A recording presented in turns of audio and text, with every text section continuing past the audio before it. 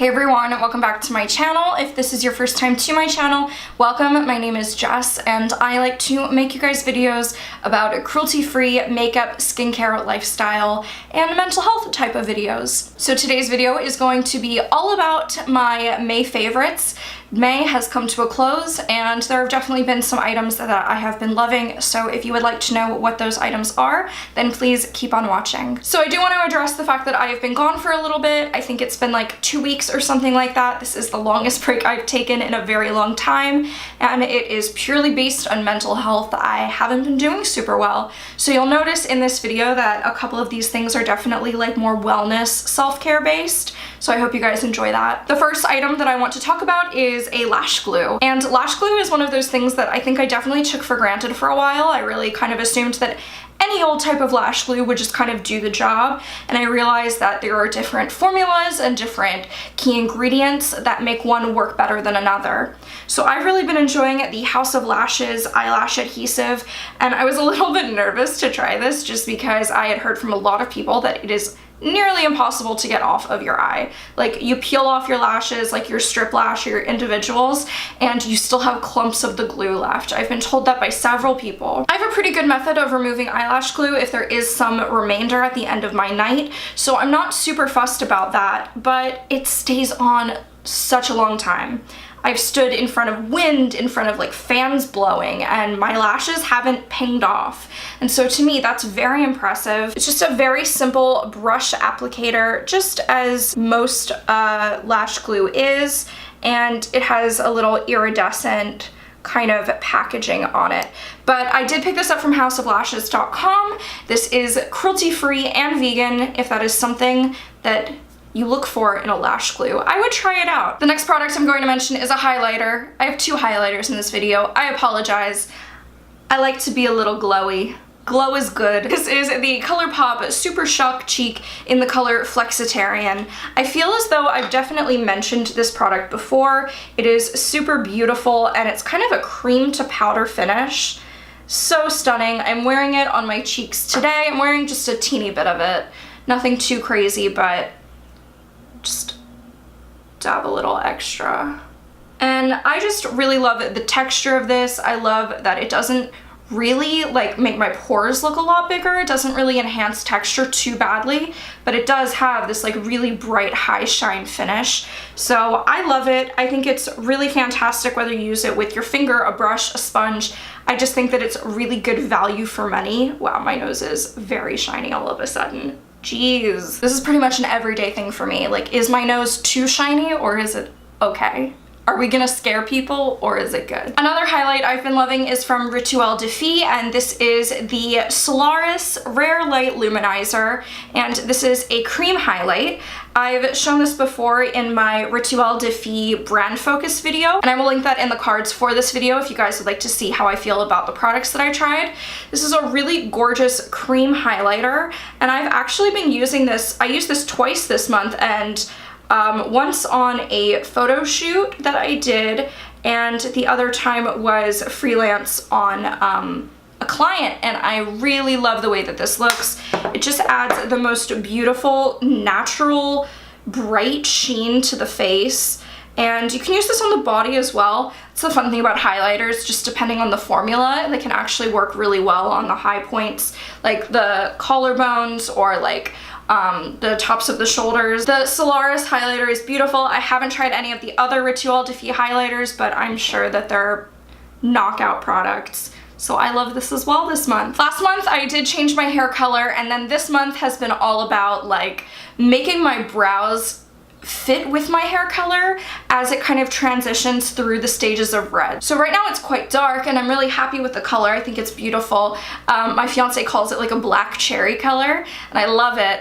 But it was more of a light auburn earlier in the month before I had the color touch up. So the next 3 products are all kind of hair brow focused. And the first product is the Anastasia Tinted Brow Gel, and this is in the color Auburn. And this is just something that I picked up because I thought that my brow hairs were just too ashy, and I felt like having this as a product would be really nice so I could give them a warm tint. And I actually find that this on its own is what I prefer its use for. So what I have in my brows today, only the brow gel is what I've got in my brows today. But typically I don't like using this with too many other products because it can look really heavy and really cakey almost. I know that not a lot of people will use that term to describe their brows, but my brows can go quite cakey if there's too much product in them. So I really like using this sparingly or on its own. Then I have the Anastasia Dip Brow Pomade, and this is also in the color Auburn, and this is just a perfect color for me to create those really great natural brow strokes. And I kind of can do like a feathery brow, I can do like a heavy kind of blocked in brow. The options are, there is no limit to the options with this. I always will love dip brow. That's just kind of who I am, how I am. I can't wait for Kat Von D to release the Super Brow in some redhead shades, because I'm sure I'll pick that up then too. I have a book favorite this month, and it is called Many Moons. And this is kind of like a guide or a journal to being caught up with the lunar calendar. If you have any interest in the spirituality that goes with the moon, or pretty much anything tied to the moon, I think that I personally believe that we're all very deeply connected to the phases of the moon and how those times differently in the course of a month will affect us. So I'm really interested in stuff like this. It says it's by Modern Women, but the author of this book, her name on Instagram is Goddess. Instead of spelled with D's, it's spelled with T's. I believe her name is Tess. She creates these books and they're really beautiful. There are some illustrations in here. They're telling you about like if you want to have tarot sort of align with the moon.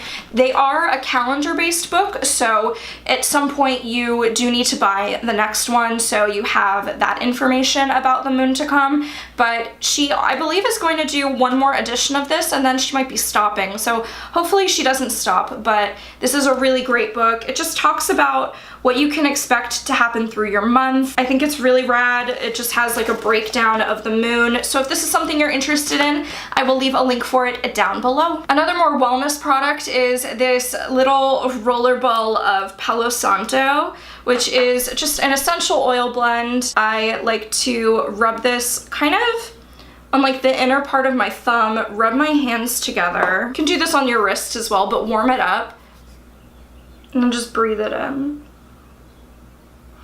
I like taking 3 nice deep breaths and it's just so lovely. Obviously Palo Santo can also work as a perfume if you wanted to, but I just love having essential oils around because it forces me to put them in my hands or on my wrists and really just kind of be present for a second.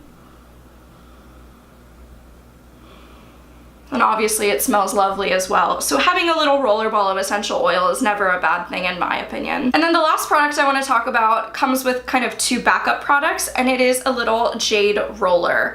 I love jade rollers. If you keep them in the fridge, they're nice and cooling. I have foundation on, so I'm going to tread lightly here. But basically what I like to do is roll this onto my skin after I've taken off my makeup at night. Not every night, but maybe like at least once a week, and kind of take like 5 to 20 minutes, however long you've got. And I like to use an oil with it. So I either use my Trader Joe's Spa 100% pure jojoba oil, and this is just great for the skin. Jojoba oil is like one of the thinner oils, and it most mimics the oil that we naturally produce in our skin, so that's why it absorbs and it feels so nice. And then I have the Derma E Essentials Radiant Glow Face Oil with jojoba, argan, and sea buckthorn oils. And so basically this does the exact same thing, it's just a different variety. And what I'll do is put a couple of drops on my palms, rub my palms together, press it into my face, and then using either one that's been sitting in the fridge or just the regular jade roller, I will do upward kind of motions so that way the collagen builds, you know, upward, and we're not helping gravity drag us down. We want to fight gravity. And you can do this on your neck. It's a little squeaky. You can do this on your neck, you can do this on your face. Really, just as a meditative process. It's great for your skin, it's great for your lymph nodes, it's really just a fantastic practice and your skin will thank you. So I really love doing this. If I force myself to put away the time to do this, it really is such a meditative and relaxing process. It's not really something that you ever really regret setting aside time to do, and it ultimately just makes you feel more calm and centered. So that's why I love it. I hope you guys enjoyed this video. These were my favorites for the month of May. If you haven't already, please don't forget to subscribe and like this video if you liked it. And I will speak to you guys in the next video. I hope you're all having an amazing day. Bye.